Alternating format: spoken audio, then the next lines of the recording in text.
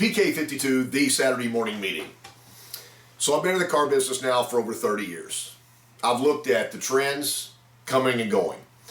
There are times when the value of a Toyota is super high.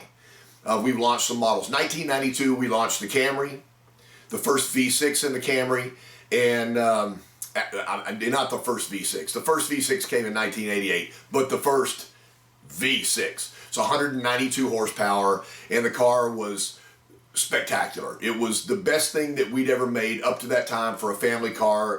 Power and performance were unmatched by anybody. So that was the first evolution of a car that customers would come in and pay list price for. Lexus came online in 1990. The Lexus LS 400 was $38,000 sticker price, and people paid sticker price. Toyota basically told the Lexus dealers they couldn't add ADMs or bump stickers on the cars, so people paid sticker price for the car. The reason I know there was no negotiation is I was running a Toyota store trying to buy an LS 400 for a customer that didn't want to travel to where there was a Lexus store, and no Lexus store in the state of Texas would negotiate a price. They wouldn't give me any discount so that I could rev up the value and make a little bit of money when I deliver the Lexus to the customer. So, you know, there's been periods of time where you could sell a car and make a living. Many of you guys have approached me right now and your incomes have gone down. Your unit count has stayed the same, but your incomes have gone down. So we can blame the internet, we can blame the information, we can blame the dealer across town. But we are in a down cycle right now for value up of car. So I got people coming in to negotiate a Corolla. Corolla's $20,000. Customer comes in, wants to start at $16,000. But think about what happens 4 years down the road or 3 years down the road with 45 to 60,000 miles on there.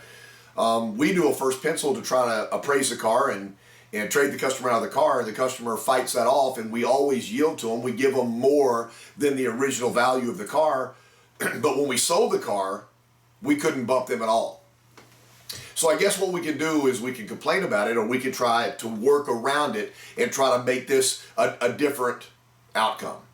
So if the value is not in the car, it's not that the cars aren't amazing. Right now, the Corolla, even though it's a Corolla with a safety sense and everything in that car, what a phenomenal car. We've got so many new products coming out. The Supra has been phenomenal. The Highlander we're about to replace is still maybe one of the best vehicles we've ever made in the history of Toyota. The Camry with the 301 horsepower is a soul stealer. It's an unbelievable car. So there's nothing wrong with the value that Toyota's building in the cars. It's what's happened in the buying market, and that's all manufacturers and all buyers. So what we have to do is we have to think about what can we sell to value the program up. First and foremost, if a customer makes an appointment, reaches out to the dealership digitally, calls the dealership, we want to make sure we sell them a car. So unit count becomes gigantic right now. So if you're normally a 15 car a month sales professional in a mid-sized market, 15 doesn't do it anymore. We can talk about it, we can make up excuses about it, but it doesn't do it anymore. If the gross profit on the deals is smaller and the payout to the salesperson is smaller, you have to increase your unit count. So in my opinion, the most important thing you can sell right now is yourself. Now, it's been since the beginning of time, but there are times when, you know, the program and the process was easier to sell. In the mid-90s, when leasing was amazing, interest rates were high. Camry payment on an LE was over $400 a month. We could lease the car at $129 a month. And at $129 a month, the salesperson made a list price deal, and you could do 12, 15 cars a month and make a tremendous income. So we can't go back in time. We are where we are right now. So when you set an appointment with a customer, and every dealership runs a little differently, the income of digital leads right now is bigger than the income of people coming in to actually look at a car. There are more digital contacts to the customer than actual foot traffic to the store. That's not going to change. It's going to increase. There's going to be less foot traffic. More people are going to reach out to every dealership digitally before they start to buy. Once you've confirmed that they're coming in for an appointment Saturday at 10 o'clock, that doesn't mean the customer stops looking. You've answered all their questions. That's the only way you can get them to come in. You can't get them to come in by saying, wait till you come in, then I'll answer your questions. So we've given them all the information they've requested and maybe more than we should have. They now know the selling price of the car. They know exactly what we're willing to do on the car. And so that starts them on a cycle of looking at other dealerships. So now, before the customer's ever made a commitment to come to the store, we have dealerships and different brands battling for the same customer. So what I'm saying is, if they contact the dealership on a Tuesday, and you're a sales professional or a BDC professional that sells the car, that takes it from lead to sell, that's the same thing. You're still a sales professional. What are you doing for the customer in the interim time? If it's Tuesday and they're not coming until Saturday, you have Wednesday, Thursday, and Friday to convince this customer, not that the car's the best car that they're ever going to look at. I mean, look at where we are right now. Disagree with me if you want. I don't mind. But look where we are. It's not the car, because what they're trying to do is trying to shop all the profit out of the car and buy the car at a loss for the dealership. So they've already made a decision that they want the car. They want the car so bad they're negotiating on the car before they come to the dealership. That ought to convince everybody that I'm at least in the right area. If I'm willing to negotiate a price on the car and a buy factor on the car before I come in, then I want the car. So the only thing left to be able to value up is not the car, because they've got 3 or 4 prices and they know what they want to pay for the car. The value up is who they're going to do business with. Most of us aren't set up that way. Once we set the appointment on Tuesday for Saturday, then we're done. We put it in the book, we log it in the CRM, and we wait for the customer to come in at 10 o'clock. There's just way too much time, and it's way too easy to gather information Tuesday, Wednesday, Thursday, Friday, and that's why they don't show up. They go to a place and they buy another car. If they buy a car, they're not coming to see you. How do you make you the reason they come? Some of you follow me on Twitter. Listen, I know everybody has either positive or negative feelings about Twitter. It's just a tool. It's just a device. Don't be emotional about a tool.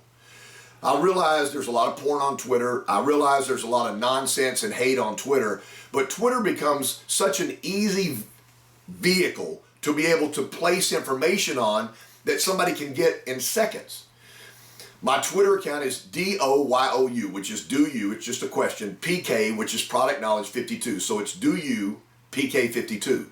If you look at that, if you don't tweet, find somebody that has a Twitter account, have them pull that up. All I do is try to get third-party articles to you. I'm talking about Car and Driver, Road and Track, Torque News, Consumer Reports. There's so many articles written by third parties out there, and to be honest with you, the majority of the articles written about a Toyota are super favorable. Some of the stuff they write is products that are coming in the future. Some of it says, hey, listen, if you're looking at a used car, you know, the 2016 Camry was the safest car that Toyota's ever made. If you have an article like that, you can send to a customer about the overall value of the car, then all of a sudden you become the value. They show up on Saturday and they go, you know, to be honest with you, I was looking at several different manufacturers, all mid-sized cars, but the information you sent me was spot on. My wife and I read it. We thought, this is awesome. You're the one that sent us the information. This is the reason why we came here first. So there's a second thing, and this is so old school that I'm almost embarrassed to show you guys. The hang tags that I see on cars right now in dealerships start out, the MSRP is $29,991. And then down below that, $3,000 worth of discount.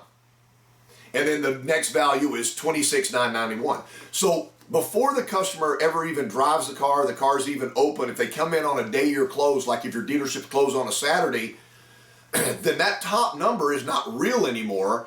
The bottom number is the real number, and that's where they start negotiating.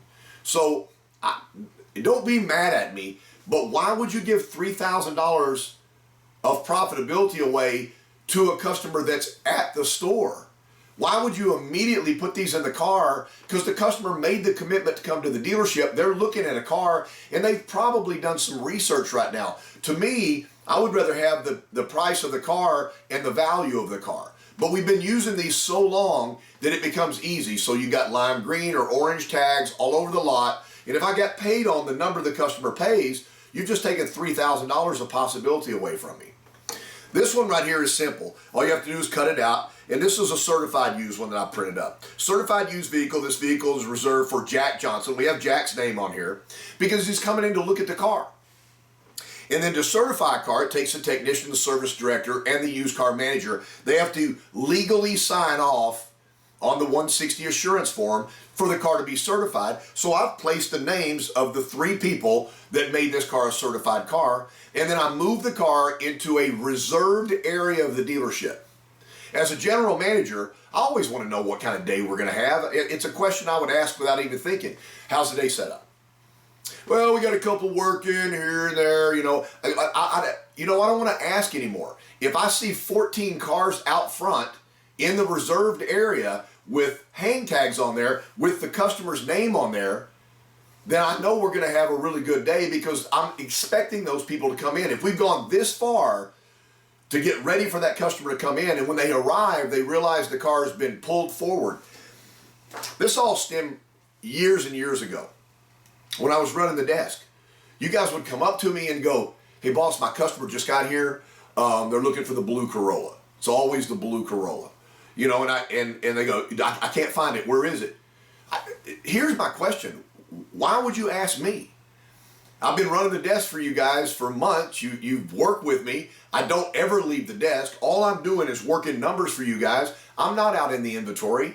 I have no idea where any of the Corollas are. How would I know where the blue Corolla was? You knew the customer was coming. They made an appointment 3 days ago. Why is the blue Corolla not pulled up front? If it's a low mileage used car, why is that low mileage 2-year-old Corolla not sitting next to a brand new Corolla so the customer has A or B choice versus A or leave? Preparation for the customer's arrival is more work.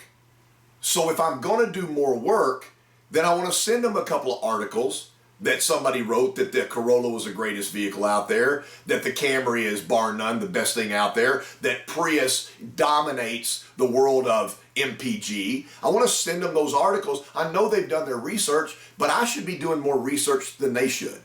I know this is longer than it should be, and I know I'm almost begging or preaching. I mean, you can figure out which one I'm doing. But the way we've done it over the last few years, by making an appointment with a customer and immediately discounting the car $3,000 upon their arrival, really is causing too many of you guys to leave the car business. Man, you guys are family to me.